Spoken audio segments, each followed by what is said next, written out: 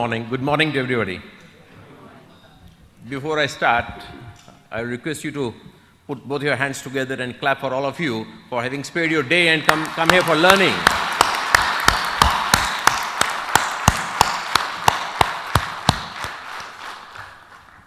I would like to thank IMTMA to having given me this opportunity to stand in front of young ladies and gentlemen and talk about a little bit of my experience and a little bit of ANAND Group, the focus what we have.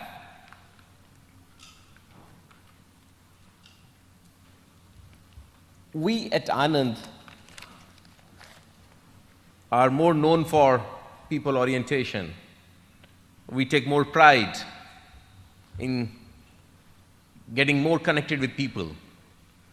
So we claim that business is 90% people. And at times we also think what balance 10% is about. Having heard Mr. Joshipura today morning, a fantastic presentation on what the world is moving towards. And to be very frank, there's a lot of uncertainty how it's going to be in next 2 years, 3 years, 4 years, how my workplace is going to look like. You talk about artificial intelligence. I think you would have heard some discussions between Elon Musk and Zuckerberg, a lot of things happening, somewhere Microsoft getting in. You talked about Industry 4.0, 3D, connected cars.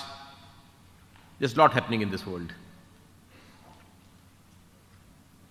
And people connect that and say, this is VUCA. A lot of volatility, a lot of uncertainty. But well, when were we ever in the world where there was no volatility or uncertainty? Did World War I, World War II not bring uncertainty and volatilities? There were oil crises, there were financial crises. To me, VUCA has been always there. Only difference has been VUCA is more of a derivative to time, the speed of change, and what has made it more different is not speed of change rate of change has increased. What used to take 100 years now takes 5 years because of the technology advancement. And that's a challenge for all of us, especially the youth of today, how to handle his career or her career, how to manage these uncertainties so that they are ready for the future. And that's where we normally focus on making people ready for future, because we think people are the strength and people make the business.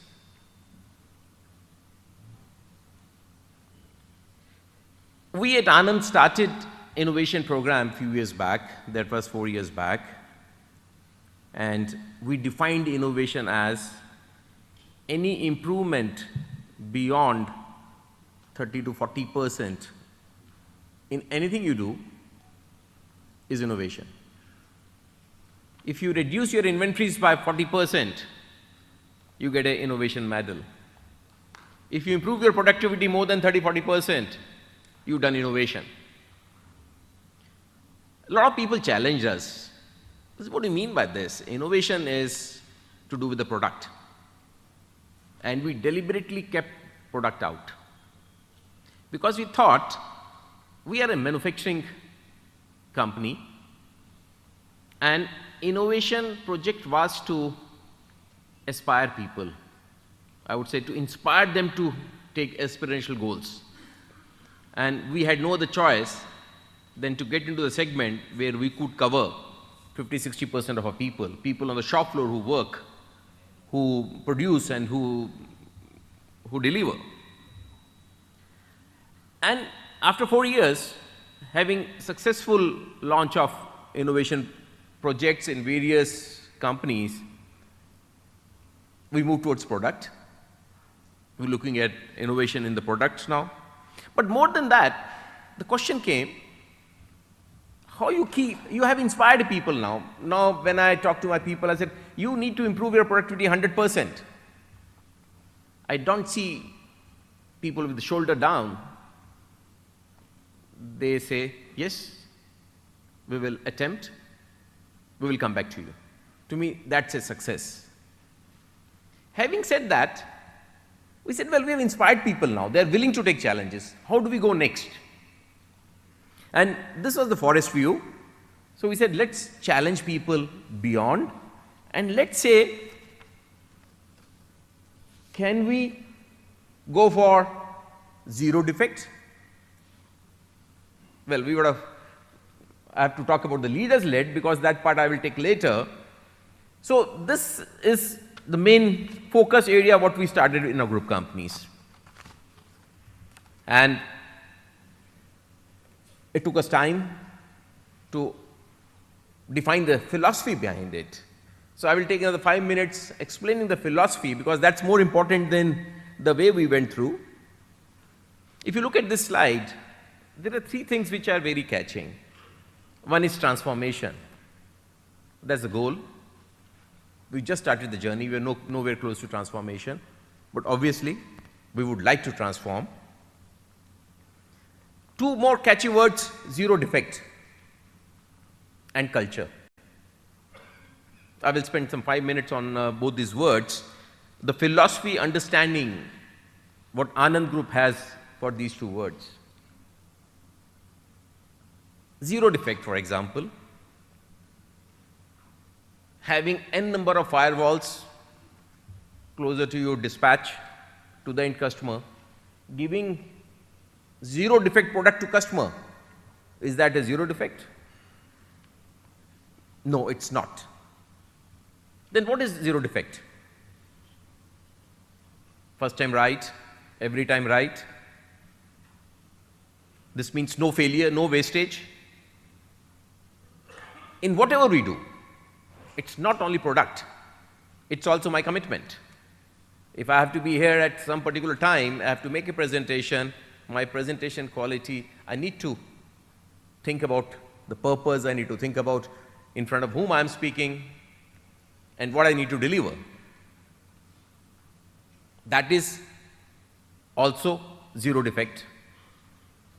We do understand zero defect from product perspective. Zero, I come from auto industry, maybe I would use some of the abbreviations which are more connected to auto industry. We talk about 0 kilometer failures, zero warranties, zero internal rejections, zero rework, zero scrap, zero loss of time, zero accidents, zero near misses, zero discharge, etc., etc. So we expect everything to be zero. That is zero defect. But the question comes, we also talked, is it possible? Or is it a mere slogan? Well, we'll park it here. We'll come back to this topic again. So, to achieve zero defect, what is required? First thing and foremost is, we need to come out of our mindset of incremental improvement. Incremental improvement is important, but that's not enough. We need to change our mindset. We need to come out of low-hanging fruits. These things develop mediocrity. The world we are living in, where the challenges are, technological challenges are far more, mediocrity is not going to take anywhere. We need to excel. We need to be the best. And if we are the best, incremental improvement is not going to take us to #1 position. Neither low-hanging fruits will take us there. Low-hanging fruits have to be achieved, but that's for average people. We need to believe in ourselves. I don't know if you watched Roger Federer play his Grand Slam Wimbledon, winning 8th time, and what he said, I believed in myself, and if you believe in yourself, then you can do it. So when you go for a zero defect project, you say, well, I believe in it. You need to develop that belief. Surely you will achieve it. Second thing, when you focus on zero defect, is understanding customers desire, obviously, and unarticulated need. This is very important because this is beyond specifications. Most of us, like engineers, we are so much glued to specifications and tolerances, but the user doesn't understand the specification and the tolerances. So we need to go a step above, try to understand what his expectations from the product, what we deliver are. And surely they're not the dimensions. Thirdly, we need to have strong processes of designing, manufacturing, talk about FMEAs, reviews, design reviews, process controls. And typically in a country like India, we need to strengthen our processes. It's too people dependent. Whenever you do YY analysis, the second Y says, train the person. I worked in Japan, I worked in Germany. I didn't see that anywhere. In fact, in Germany, when I went there, I said, well, we need to train people on the shop floor. They looked at me and said, what? Shop floor? Why you need to train people there? Because the processes, systems are so strong, there's no possibility of making any error. The operator comes, switches on, switches off, or puts a product in the fixture. If he's not putting it properly, there's a problem, it gives you a warning. So there's nothing like that. Whereas in our system, we need high level of training to the worker, and then we say, well, it's a worker failure. So these are the things what we think are important. So mindset change, skill in the middle management, skill in the top management, strong systems and enforcing the systems. We are not very disciplined society. And if we do all this, obviously, this will make us achieve excellence. We need to focus on prevention. Whereas today, our focus is on appraisal, inspection, firewalls, or some other stage. We do not invest in prevention. If we truly invest in prevention, I'm sure appraisal cost, rejection cost, scrap cost, warranty cost will all come down to zero. And that's where our focus has to be. Having talked about a little bit on zero defects, what's the purpose? Why are we going for it? Well, we want to be ahead of competition. We want to be number one. And somewhere one of my colleagues said, customer comes for cost, but he stays for quality.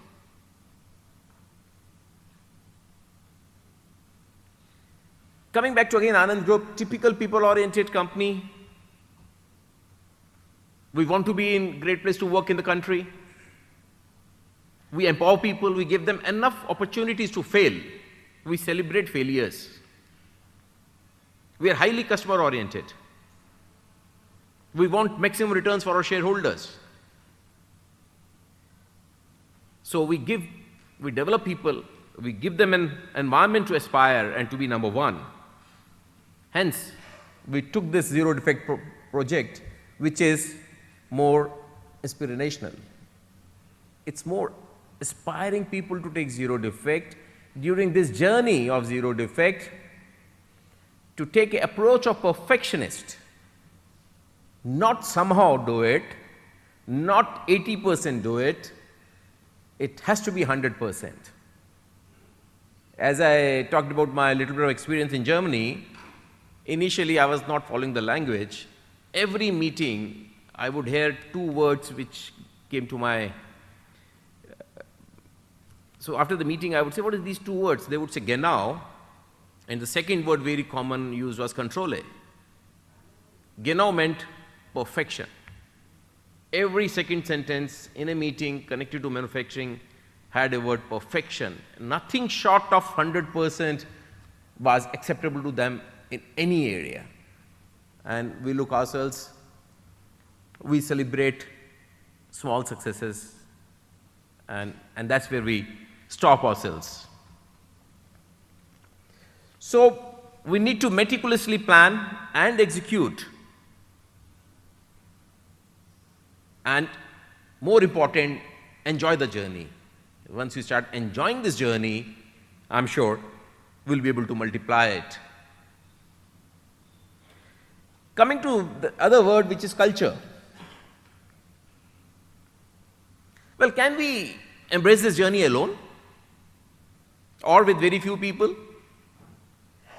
Or can it be driven by one department, only manufacturing or quality? I don't think. I think every department, right from HR, security, finance, every individual in the organization has to play a big role, equal role in this journey. When I say every person, the way a visitor is treated at the gate by a security person, the quality starts there.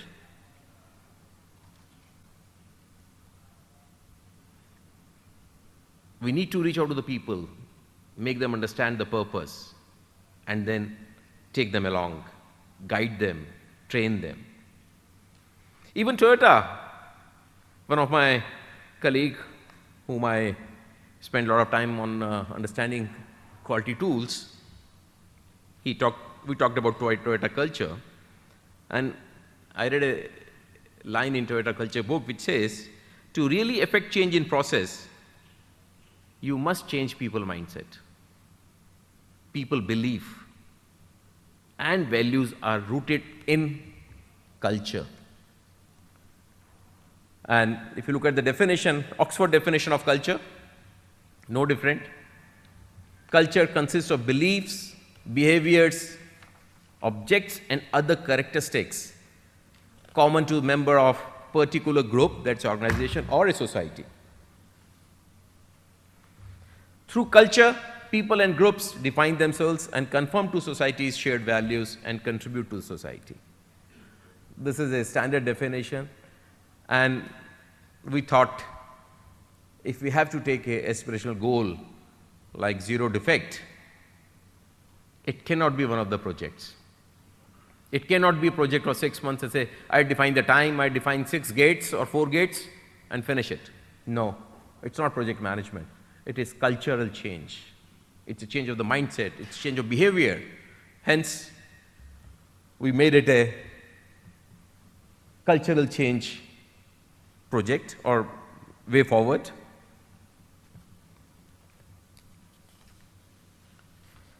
So now I come to the ANAND Group presentation, which I was supposed to present on the leader-led, what leaders in ANAND Group did to take this project onwards. Little bit of background of ANAND Group. I think most of you would be knowing, but to bring everyone on the same page, we are in total 16,000 employees, $1.3 billion in revenue, 16 joint ventures, 62 locations in India. We hardly are abroad, we are only in India. We take pride in saying we are Indian companies and we serve Indian customers only. We have 19 companies and 7 technical collaborations. We have 2 verticals. One vertical is auto components. If you look at the companies in auto component, right from US west to east, US we have joint venture with Dana, we have a joint venture with Federal Mogul. Coming to Europe, for Asia, Haldex, Henkel, Mahle, Valeo. Going to east, Korea, Mando in Korea and Takata in Japan. We have flagship company in Gabriel. And our second vertical is resorts. We have 4 resorts in India, Ranthambore, Javai, Jaisalmer, and Jaipur.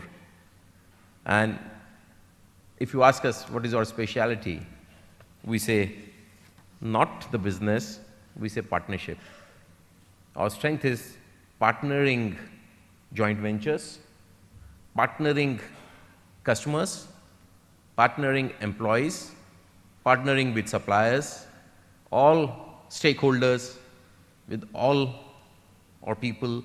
Partnership is our strength for last 56 years. And that's the foundation on which our organization has been built. Well, look at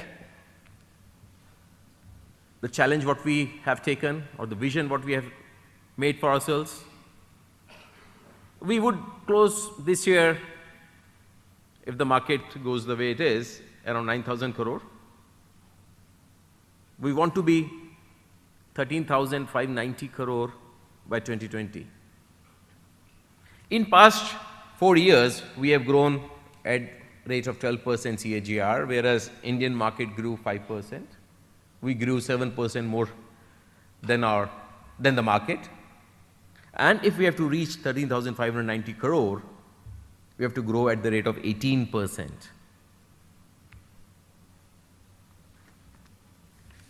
We are a very, very professionally organized group. We got a supervisory board, which consists of people from, not from ANAND, they are from outside. They are like advisors. They are from Hindustan Lever, or entrepreneurs in IT, or some people from Switzerland, heading some financial or law companies. Then comes the ANAND Executive Committee, which is with the company employees. Then comes CEOs of the different companies, presidents of the companies, excellence in manufacturing departments, and then comes the operational people. Highly structured and professional organization. So we said that, well, our vision is to reach 13,590 crore. We went into a huddle, say, okay, let's think about it. What is how can we define the mission if we have to reach a vision?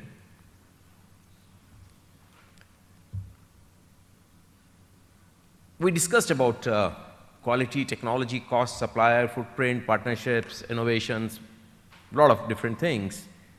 And surprisingly, we came with the conclusion that if we have to grow at the rate of 18%, we need to focus on quality. So quality came as a strategic initiative. It didn't come as one of the initiatives. And if you look at the right side, we said we want to be the first choice of customer through sustained quality performance. So that's where we said it's driven through the strategy, hence leadership got in it. It was not one of the projects, let's improve the quality of product. Those projects we thought are not sustainable. The life of those projects is very short. So we believe truly that quality is the differentiator. If you have to be number one, you have to be best in quality. So having said that, we said this was done inside a room by some top 15 people in the group. But well, is this the feeling in the organization? We went for a survey. We went to all our senior managers in the group, 50-odd managers. We gave them these 6 criteria. Where do you rate us? In organization, design of systems, skill sets, documentation, control, discipline. And to our surprise, if you look at the graph, we were not satisfied. I would not say we're not good. If we are growing at the rate of 12%, we are growing far ahead of market. Customer has huge trust on us. But well, the awareness is so high that our team felt, no, we are not there. So this strengthened the thinking in the management. Well, whatever differentiation factor we have considered is the right one. Next step was, look at the customer. What does customer say? Going future, going ahead. Well, customer talks about 0 ppm, he talks about incidences, IPTV per 1,000, he says 0. He says launch failure 0. He talks about FTR and ETR. Even he talks about now reliability. I think they say, well, 5 years, we don't want any failure in a vehicle. Nowhere in the world, customer is so demanding what today customer in India is, and rightly so. They talk about green technology, sustainability, fail-safe products. So the customer is demanding, his tolerance level has gone down. They want sustained zero defect quality.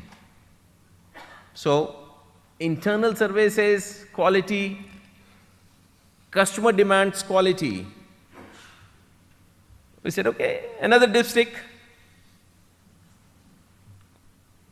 We see what's happening in the regulations. We read the recalls are going to be mandatory.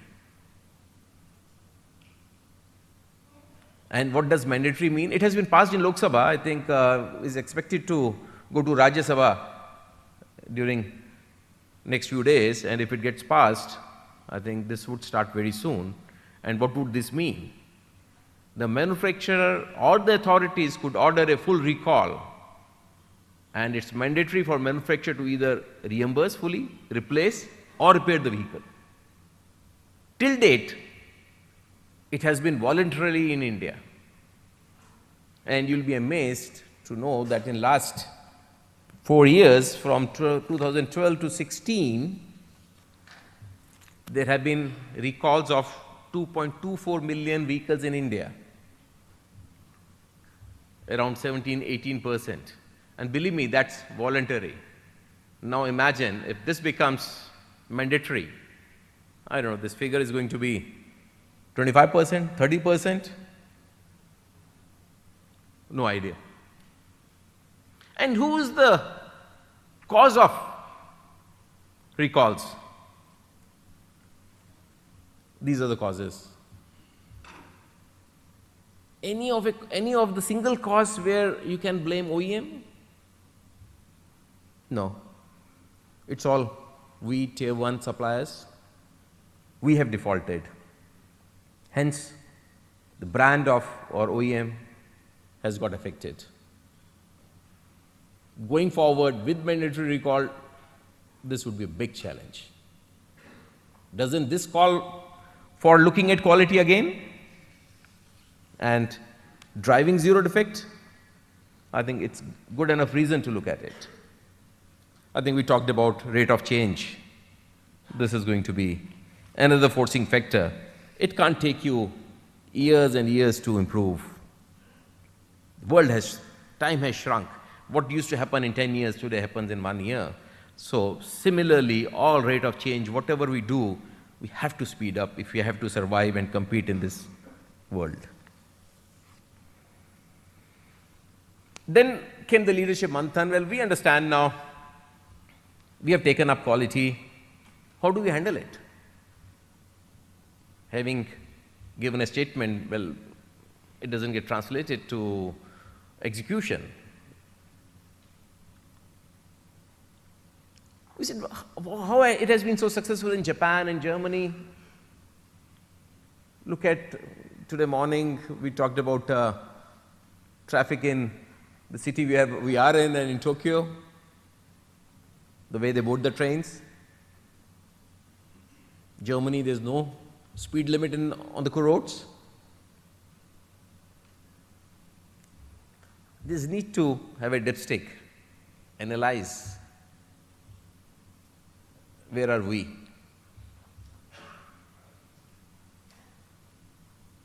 But well, having said that, we also got some consolation. We said, well, we are not, our DNA is not that.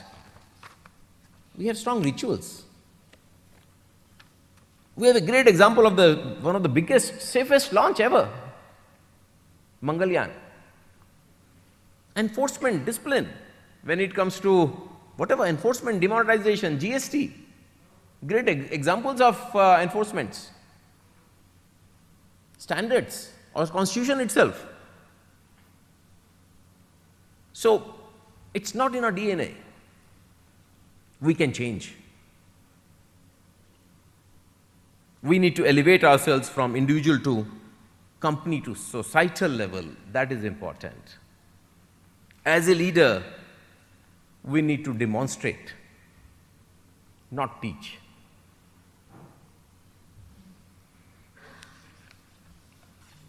So again, I repeat, as a leader, we need to demonstrate, not teach.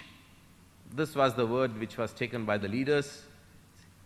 We need to walk the talk. So, next step was typical forming a mission. We talked about it, to be the first choice of customers through sustained quality performance. Very strong values. It took us enough time to discuss, and even at times we said that it needs courage to present these values in front of so many people, saying to be transparent with customers. So someone may ask me, were you not transparent with customers? Well, yes and no. We all know as suppliers to what extent we are transparent. So we said, this is our first value we need to see. We need to be open, upfront with the customer. If there's a problem, there's a problem. We can't be hiding it. Because the moment you start hiding a problem, you start believing that this is a fact. And having believed in it, you will not act on it. And our passion has to be delighting customer, not only external. It's important to delight internal customer, because that's the segment where you can improve upon. So we looked at a picture of small q to big Q, small quality to big quality. Small quality, very typical product, process quality, form, fit and function. But here we said we need to go beyond. We need to talk about office quality, which is here. We need to talk about change management. People talk about 4M now. We need to talk about rewards, learning organization. Very important. We prepared a house of ANAND house of quality culture with some foundation and some pillars. Foundation was top management. It has to be driven from the top. It can't be bottom up. It has to be top down. We need to see if we have the right organization in place. We have the right standards and procedures. And then we had the pillars. We made a methodology of auditing all our plants pan-India and giving them the scores on each foundation, each pillar. There were around 323 questions with 123 negative question scorings, and giving them the roadmap how to go forward, how to improve. The launches were done by the senior most organization people. That's what I said. Demonstrate. This is the chairperson. I don't hear.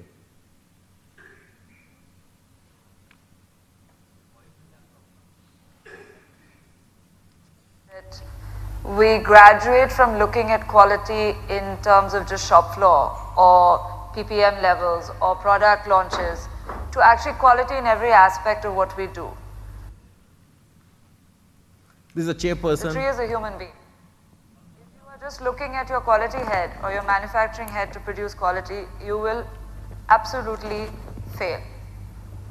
You have to think beyond a single individual, beyond the woods to the forest. And for the forest, the entire organization has to align to think quality. You're not really a quality culture. It should be beyond me and beyond the AEC. It should be so entrenched in the culture of the organization that any one of you should be able to audit any one of your other plants and know that you're going to be hitting the scores. That is a quality culture. In India, and I presume in other parts of the world, but I see it especially in India, there's a hugely blurred line between mistakes and negligence. And mistakes or an accident is something that happens if you've taken all the correct precautions, and yes, it still happens. So let's take an example of a car. You're driving a car down a highway, your car is perfect, and someone comes from the side and bangs into you. You've had an accident, okay? Or you misjudged something in a split second, you weren't able to brake on time, whatever. But if you're driving down the highway at 100 kilometers an hour and your tire bursts because you haven't replaced it in time and you're driving on a bald tire, that's negligence. So you can't blame the car, you can't blame anyone except yourself for that. So please also remember that negligence is not a mistake. I think this is little change in our culture we had to bring. We had to define negligence and separate it out from mistake. Mistake you can tolerate for some time. Negligence is not what can be tolerated.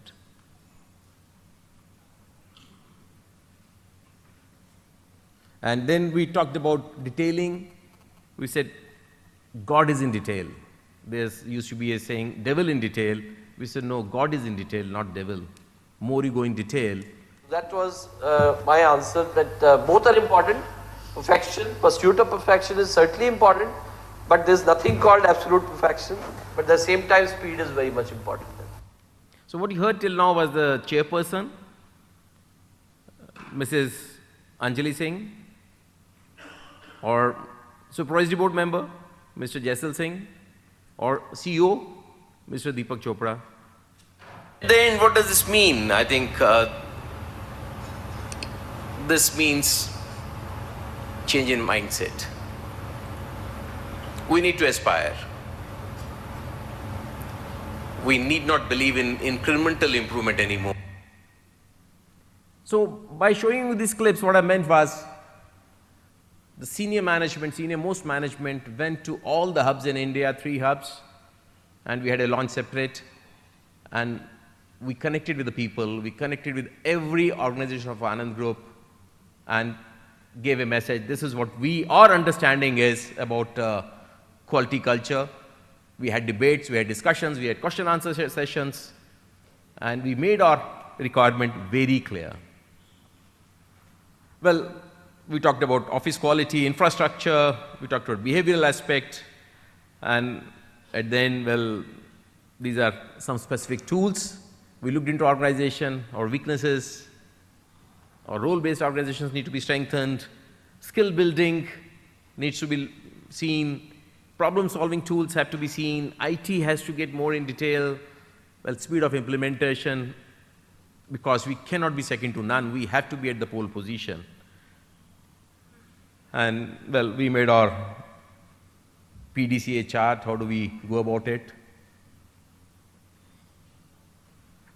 And finally... And at the end of the day, the challenge I throw you is your business should grow exponentially through you being able to grasp the opportunities available to you through export, which require only one thing: customers to be delighted, for which you cannot do it without quality. Very clear, purpose has to be clear. And the purpose for any business is to make more money. Purpose for any business is to grow in revenue. Purpose for any business is to be more penetrative and be number one. And for that, we found that for us, we need to develop a culture of quality. And that's from where we took this roadmap or the way forward. It's just the nascent stage, I think. I think we take around 2 to 3 years, hopefully, when we are in a position to say, yes, it has transformed the organization. Thank you. Thanks, Sunil, for an excellent presentation. It was truly an overview or gist of leadership-led transformation. An amazing session we had. Due to paucity of time, we'd like to take 2 or 3 questions from the audience. If anybody has any questions for Sunil, we'll be here for a few more minutes. Does anybody has any questions? Yes? Can anybody help him there?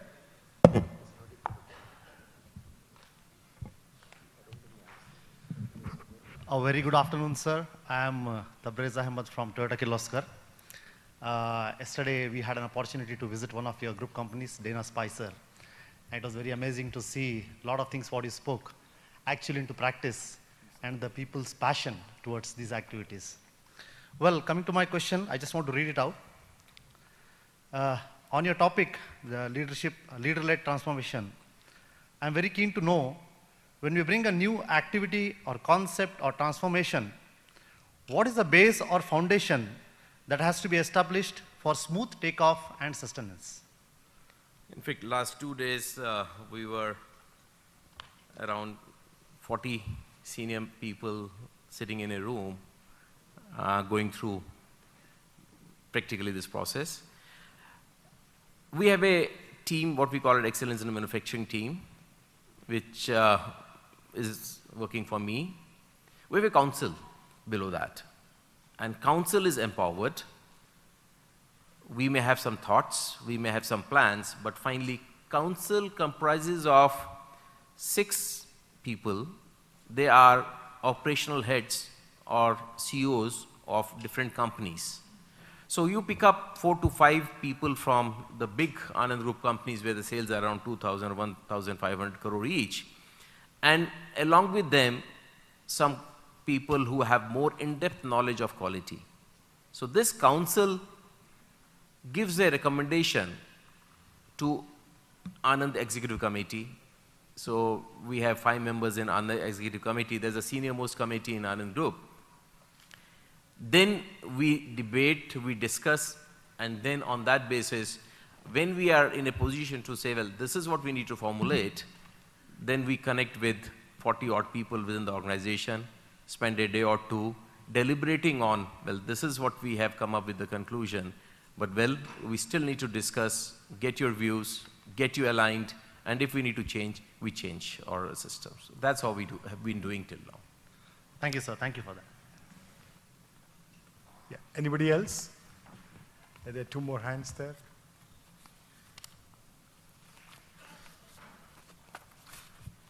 Good afternoon. I'm Gunasekharan from Hindustan Composites. You seems to be everything very sweet, the implementation part, but in every organization we found there are some negative thinkers who oppose. What did you do with them? Whether you took them out of the system or you transformed them? Yesterday in the discussion, because we had discussion yesterday, so one of the person raised the issue. There is no fear.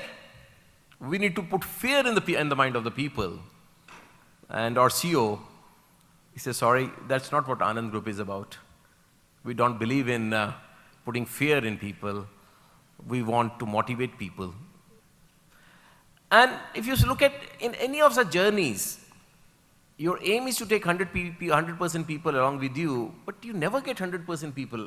Even in a family, you don't get everybody aligning you. Well, you have to keep on working on them and focus on the influential people and just move on. Because whatever you do, you may always have a situation where 10-15% people will still not follow you. And the beauty is they bring always something different which gives you a learning, which helps you in changing yourself.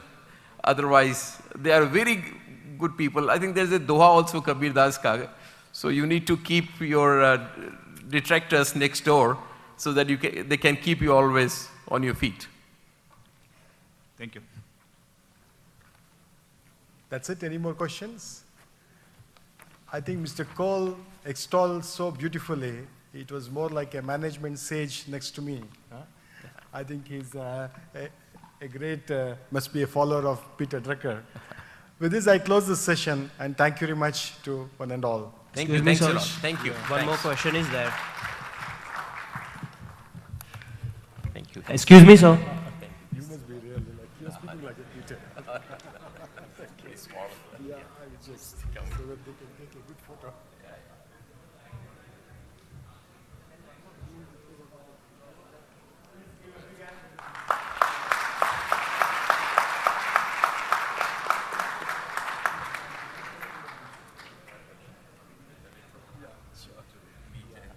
When you're in Bangalore. I will drop it. So, Thanks, Krish.